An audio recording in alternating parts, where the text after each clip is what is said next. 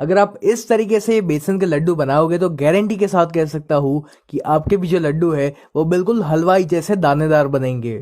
और इस रेसिपी के साथ साथ मैं आपके साथ काफ़ी सारी टिप्स एंड ट्रिक्स भी शेयर करूंगा, तो आप वीडियो को ध्यान से देखना और इसे बार बार स्किप मत करना ताकि आपसे कोई इंपॉर्टेंट टिप छूट ना जाए। तो बेसन के लड्डू बनाने के लिए पहले आपको लगेगी बूरा चीनी। तो इस बूरा चीनी को हम घर पर ही बनाएंगे।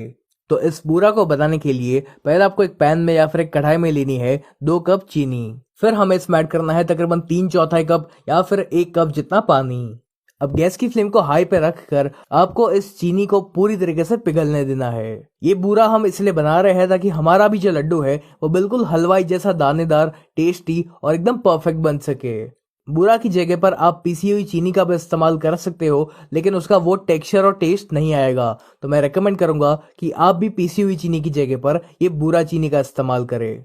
जैसे कि आप देख पा रहे हो कि हमारी ये जो चाशनी है इसमें अभी भी थोड़े से शुगर के क्रिस्टल्स बाकी है, तो इसको हम थोड़ी देर और पिघलने देंगे। जब चीनी पूरी तरीके से पिघल जाए तब हमें इस चाशनी को साफ करना है। तो इस चाशनी को साफ करने के लिए मैं इसमें दूध का इस्तेमाल कर रहा हूँ। तो मैंने इसमें तकरीबन 1 चम्मच दूध का इस्तेमाल किया हुआ है। और इसमें दूध डालने के बाद आपको इस चाशनी में एक बार उबाल आने देना है। और जैसे ही इसमें उबाल आएगा तो इसमें जो भी कचरा है ना वो इस पैन के किनारों पर आ जाएगा। अब एक चाय की छन्नी की सहायता से इस चाशनी के अंदर जो भी गंदगी है उसको हमें निकाल लेना है। ये स्टेप करना काफी जरूरी है ताकि आपकी जो चाशनी है वो अच्छे से साफ हो जाए। अब इस चाशनी को आपको तब तक पकाना है जब तक ये एकदम ही गाढ़ी नहीं हो जाती और इसका जो रंग है वो भी एकदम ही सफेद नहीं हो जाता। तो जैसे कि आप देख पा रहे हो कि हमारी ये जो चाशनी है ये पहले से कई ज्यादा गाढ़ी हो चुकी है और इसका जो रंग है वो भी चेंज होना शुरू हो चुका है। और इससे हमें ये पता चलता है कि अब हमारी जो चाशनी है वो ऑलमोस्ट रेडी हो चुकी है। तो अब गैस को आप स्लो कर लीजिए या फिर बंद कर दीजिए और उसी के बाद हमें इसमें ऐड करना है 1 छोटी चम्मच घी। इस घी को भी हम इस चाशनी में एक बार मिक्स कर लेते हैं। बस इस समय पर आप गैस की फ्लेम को ऑफ कर लीजिए और इसको आपको लगातार चलाते हुए तब तक ठंडा करना है जब तक इसका टेक्सचर, कलर और जो थिकनेस है वो चेंज नहीं हो जाती। शुरू शुरू में इसकी जो कंसिस्टेंसी है ये लिक्विड ही रहेगी, लेकिन थोड़ी ही देर में इसकी जो कंसिस्टेंसी है ये हलवा जैसी हो जाएगी। इस समय पर आप चाहो तो उसको प्रेस कर सकते हो ताकि इसमें कोई भी लम्स वगैरह रह गए हो तो वो निकल जाए। और यदि बाई चांस उसमें फिर भी लम्स वगैरह रह जाते हैं तो टेंशन लेने की कोई बात नहीं है। आप इसको मिक्सी में डाल के इसे ग्राइंड कर सकते हो ताकि इसमें जो भी लम्स हो वो निकल जाए। थोड़ी ही देर में आप देखोगे कि ये जो बूरा है ये सेपरेट हो जाएगा और एकदम ही पाउडर जैसा बन जाएगा, यानी कि आपका जो बूरा है वो अब रेडी हो चुका है। तो लीजिए, हमारा ये जो बूरा है ये रेडी हो चुका है, लेकिन जैसे कि आप देख पा रहे हो कि इसमें थोड़े से लम्स रह गए हैं। तो इन लम्स को तोड़ने के लिए हम इसको मिक्सी में डाल के एक बार ग्राइंड कर लेंगे। यदि आप इसको मिक्सी में डाल के इसे ग्राइंड नहीं करना चाहते तो आप एक चम्मच की सहायता से इन लम्स को तोड़ भी सकते हो। चलिए, अपना ये जो बूरा है ये रेडी हो चुका है। तो बेसन के लड्डू बनाने के लिए सबसे पहले आपको लगेगा 2 कप बेसन यानी कि ग्राम फ्लावर। बेसन के लड्डू बनाने के लिए हमें मोटे बेसन का इस्तेमाल करना होता है, लेकिन आज मैं आपको ये दिखाने वाला हूँ कि आप बारीक बेसन से लड्डू कैसे बना सकते हो। और बारीक बेसन का इस्तेमाल करने के बाद भी आपके जो लड्डू है वो एकदम ही दानेदार बनेंगे। तो बेसन को दानेदार बनाने के लिए आपको इस बेसन को एक परात या फिर एक मिक्सिंग बोल में ट्रांसफर करना है। मैंने आज इस रेसिपी में तकरीबन 4 कप बेसन का इस्तेमाल किया हुआ है। अब इस बेसन में हम ऐड करना है 2 बड़ी चम्मच घी और इसी के साथ आपको इसमें डालना है 1/4 कप दूध। ये जो दूध है ये बिल्कुल रूम टेम्परेचर पर होना चाहिए। और बस इन सभी को हमें अच्छे से मिक्स करना है। और फिर हम क्या करेंगे कि हम दोनों हाथों से इस बेसन को, घी को और दूध को इस तरह से मिक्स करेंगे। ये जो टेक्निक है इसको हम गुजराती में कहते हैं धाबा देना। तो इसी टेक्निक से हमारा ये जो बेसन है ये एकदम ही दानेदार बनेगा और आपको मोटा बेसन इस्तेमाल करने की कोई जरूरत नहीं पड़ेगी। तो दोनों हाथों के बीच में इसे रख कर आपको इसको अच्छे से मसलना है। इसको अच्छे से मिक्स करने के बाद आपको इस प्रकार की एक जाली का इस्तेमाल करना है। मैंने मीडियम साइज की जाली का इस्तेमाल किया हुआ है। और अभी जो बेसन है इसको हम इस जाली में ऐड करेंगे और फिर हम इसको छानना है। चलिए, मैंने इस बेसन को छान लिया है और अब जैसे कि आप देख पा रहे हो कि हमारे जो बेसन है ये अभी से ही काफी दानेदार बन चुका है। इसके बाद मैं आपके साथ एक और टेक्निक शेयर करूंगा जिससे कि आपको जो बेसन का लड्डू है वो और भी ज्यादा दानेदार बनेगा। तो ये जो भी छोटी मोटी टिप्स मैं आपके साथ शेयर कर रहा हूँ इसको आप जरूर फॉलो करिएगा ताकि आपके भी जो लड्डू है वो एकदम ही हलवाई जैसे परफेक्ट बन सके। अब आपको एक बड़ी सी कढ़ाई में लेना है 1 कप घी। ध्यान रहे आपको जमे हुए घी का इस्तेमाल करना है। यदि आप पिघले हुए घी का इस्तेमाल कर रहे हो तो फिर आपको थोड़ी सी ज्यादा घी का इस्तेमाल करना पड़ेगा। घी जब मेल्ट हो जाए तब जो बेसन को हमने छान कर रखा हुआ था वो हमें इसमें ऐड करना है। शुरू शुरू में आपको लगेगा कि जो घी की क्वांटिटी है वो काफ़ी कम है, लेकिन ऐसा ज़रा भी नहीं है, क्योंकि इसमें से धीरे धीरे जो घी है वो छूटने लगेगा। और अगर आपने इसमें बहुत ज़्यादा घी ऐड कर लिया तो एंड में आपका जो मिश्रण है वो बहुत ही लिक्विड ही होगा और फिर आप उसमें से ठीक से लड्डू भी नहीं बना पाओगे। ये जो बेसन के लड्डू हम बना रहे हैं इनको बनाना थोड़ा सा ट्रिकी है, क्योंकि शुरुआत में हमें ऐसा लगता है कि घी की क्वांटिटी काफ़ी कम है और हम और ज़्यादा घी ऐड करते हैं और फिर एंड में ये जो मिश्रण है ये बहुत ही लिक्विडी हो जाता है, जिससे कि आप इसमें से लड्डू का शेप नहीं बना पाओगे। तो इसलिए मैंने शुरुआत में सिर्फ 1 कप घी का इस्तेमाल किया है, और अगर बाई चांस हमें लगा कि हमारा जो मिश्रण है वो बहुत ही ज़्यादा ड्राई है तो हम 1 या 2 चम्मच और घी का इस्तेमाल करेंगे।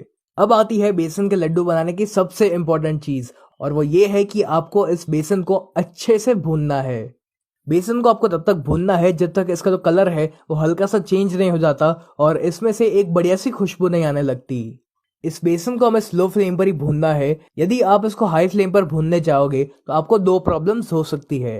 पहली प्रॉब्लम तो ये होगी कि जो बेसन है वो जल सकता है, और दूसरी प्रॉब्लम ये है कि यदि आप इसको हाई फ्लेम पर भूनोगे तो जो बेसन का कलर है वो फटाफट से चेंज हो जाएगा, लेकिन जो बेसन है वो कच्चा रह जाएगा, और जब आप लड्डू खाओगे तो जो बेसन है वो आपके मुंह में भी चिपकेगा और आपको बेसन का कच्चापन महसूस होगा। तो जल्दबाजी ना करें, इसको आराम से स्लो फ्लेम पर सेकिए। इस बेसन को स्लो फ्लेम पर अच्छे से सेकने में तकरीबन 25 से 30 मिनट लग सकती है। एक और बात का आपको ध्यान रखना है, और वो ये है कि आपको इसको लगातार चलाते जाना है ताकि ये कहीं पर जल ना जाए। मानता हूं कि इस बेसन को भूनने में काफी ज्यादा टाइम लगता है, लेकिन यकीन मानो कि आखिर में जब ये दानेदार लड्डू बनकर रेडी हो जाएंगे तो आपके घर वाले आपकी तारीफ करते नहीं थकेंगे।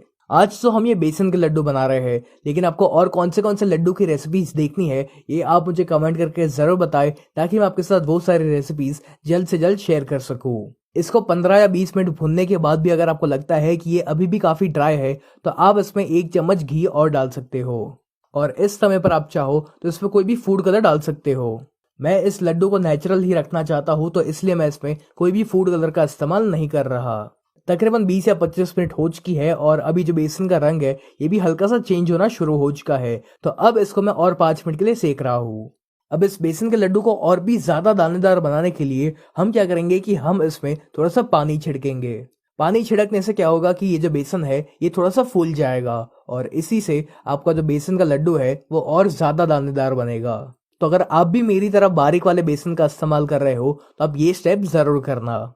तकरीबन आधा घंटा हो चुका है और ये जो बेसन है इसमें से काफी बढ़िया सी खुशबू आना शुरू हो चुकी है। इसका जो रंग है वो भी चेंज हो चुका है, यानी कि अब ये जो बेसन है ये अच्छी तरीके से सिक चुका है। तो अब आप गैस की फ्लेम को ऑफ कर लीजिए, और गैस की फ्लेम को ऑफ करने के बाद भी आप इसको लगातार 5 मिनट के लिए चलाते जाइए, क्योंकि अभी भी आपका जो पैन या कढ़ाई है वो गर्म है, और यदि आप इसको नहीं चलाओगे तो ये जो बेसन है ये जलने लगेगा। या फिर आप एक और चीज कर सकते हो कि आप इस बेसन को किसी एक थाली में या फिर एक बोल में ट्रांसफर कर लीजिए। जब तक ये बेसन ठंडा होता है तब तक आपको एक पैन में लेना है 1 छोटी चम्मच घी। अब मैं इसमें कुछ ड्राई फ्रूट्स ऐड कर रहा हूँ। तो मैंने लिया है थोड़ा सा बादाम, थोड़ा सा काजू और पिस्ता। आप चाहो तो इसमें वाटरमेलन सीड्स यानी कि तरबूज के बीज का भी इस्तेमाल कर सकते हो। और इन ड्राई फ्रूट्स को हम घी में इसलिए भून रहे हैं ताकि इसका जो फ्लेवर है वो और बढ़िया है। इनको आपको तब तक भूनना है जब तक इसका जो कलर है वो हल्का सा ब्राउन नहीं हो जाता। चलिए, अपने जो ड्राई फ्रूट्स है ये भी अच्छे से सिक चुके हैं। तब सबसे आखिर में हमें इस बेसन में ऐड करना है 1 छोटी चम्मच इलायची पाउडर यानी कि कार्डमम पाउडर। इसका बहुत ही बढ़िया सा फ्लेवर आता है इन लड्डू में, तो आप इसे जरूर इस्तेमाल करिएगा। फिर जो ड्राई फ्रूट्स हमने भून कर रखे हुए हैं वो भी हमें इसमें ऐड करने हैं, और फिर जो बूरा हमने बनाकर रेडी किया हुआ था वो भी हमें इसमें ऐड करना है। तो अभी फिलहाल मैं इसमें 2 कप बूरा का इस्तेमाल कर रहा हूँ। आप अपने टेस्ट के अकॉर्डिंग इसमें बूरा की मात्रा कम या ज्यादा कर सकते हो। अब सबसे जरूरी चीज, जब बेसन गरम गरम हो तब आपको इसमें बूरा नहीं डालना है, वरना जो बूरा है ये सारा का सारा इसमें पिघल जाएगा और आपका जो मिश्रण है वो एकदम ही लिक्विडी हो जाएगा, और फिर आप इसमें से ठीक से लड्डू नहीं बना पाओगे। तो जब बेसन ठंडा हो जाए उसी के बाद आपको इसमें ये बूरा को ऐड करना है, लेकिन बेसन को आपको बहुत ही ज्यादा भी ठंडा नहीं होने देना है कि फिर वो एकदम ही ड्राई हो जाए। बेसन उतना ही गर्म होना चाहिए कि आप उसे हाथों से आसानी से छू सको, और उसी समय पर आपको इसमें बूरा चीनी ऐड करनी है। मुझे इसमें बूरा चीनी कम लग रही थी तो इसलिए मैं इसमें और आधा कप बूरा चीनी का इस्तेमाल कर रहा हूँ। तो टोटल मैंने इस रेसिपी में 2.5 कप बूरा चीनी का इस्तेमाल किया हुआ है।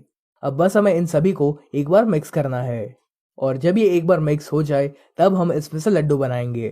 तो जैसे कि आप देख पा रहे हो कि इसमें से जो लड्डू है वो बहुत ही आसानी से बन पा रहे हैं। यदि आपने ज़्यादा घी का इस्तेमाल किया होता तो इस समय पर आप ठीक से लड्डू नहीं बना पाते। तो इसलिए ध्यान रहे कि आपको उसमें बहुत सारा घी का इस्तेमाल नहीं करना है। चलिए, अपना ये जो लड्डू है ये बनकर रेडी हो चुका है। आप चाहो तो इसको मोदक का शेप भी दे सकते हो। तो मैंने इस प्रकार के एक मोदक मोल्ड का इस्तेमाल किया हुआ है। और लीजिए, हमारा ये जो बेसन का मोदक है ये भी रेडी हो चुका है। और ठीक इसी प्रकार से आपको बाकी सारे लड्डू या मोदक बनाकर रेडी करने हैं। और इनको गार्निश करने के लिए मैंने इसके ऊपर थोड़ा सा पिस्ता लगाया हुआ है। तो कैसी लगी आपको ये दानेदार बेसन के लड्डू की रेसिपी? और आपको और कौन सी मिठाई की रेसिपीज देखनी है ये आप मुझे कमेंट करके ज़रूर बताएं।